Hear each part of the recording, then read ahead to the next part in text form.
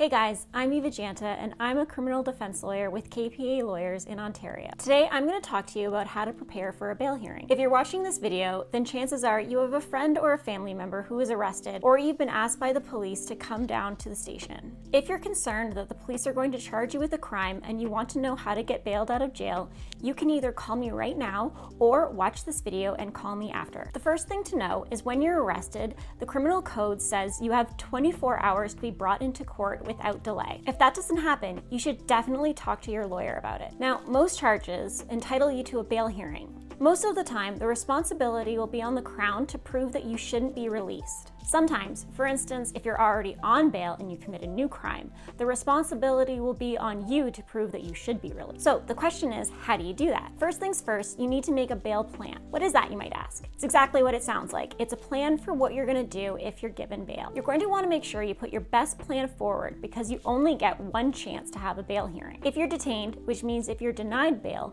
it's going to be a lot harder to get released later on. So what kind of things go in your bail plan? Your bail plan should address specific concerns that the court might have. The two big concerns are making sure you'll attend your court dates and making sure you won't commit any new crimes. Here are the basics you're going to need to cover in your bail plan. First, residence. You'll need to establish where you're going to live if you're released. If you currently live with the complainant, commonly known as the victim, you're going to need to have another place to go. If you have a job to go to, that really helps show you'll be productive if released.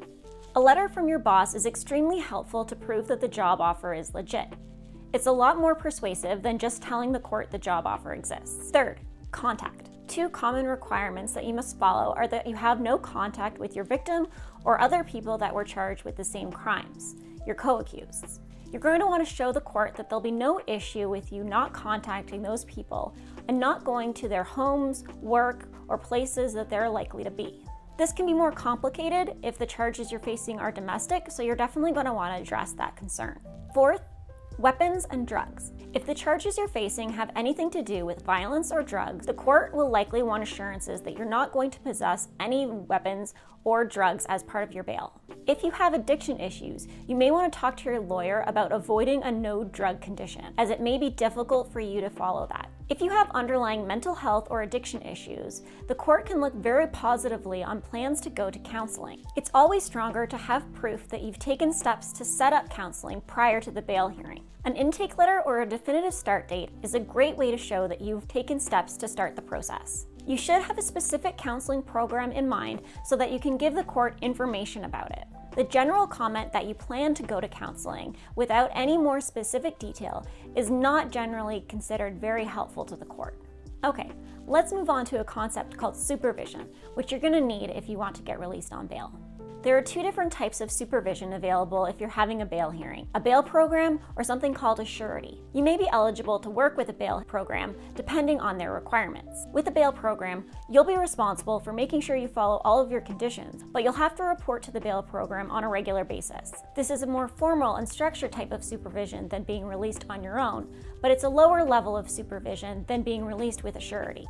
Being released with a surety means someone you know is going to be responsible for making sure you follow all of your conditions. You should pick someone who knows you really well and who you respect. It's not necessarily a deal breaker if they have a criminal record, but they're more likely to be approved as surety if they don't. I'll be uploading a video soon about being a surety, so check back in for more information. Hopefully that's answered some of the questions you have about bail hearings. Remember, this video is not intended as legal advice, and if you, your friend, or your family member needs to be bailed out of jail in Ontario, you should definitely talk to a lawyer. I'm Eva Janta, and don't forget to like KPA Lawyers on Facebook and subscribe to KPA Lawyers on YouTube. See you next time.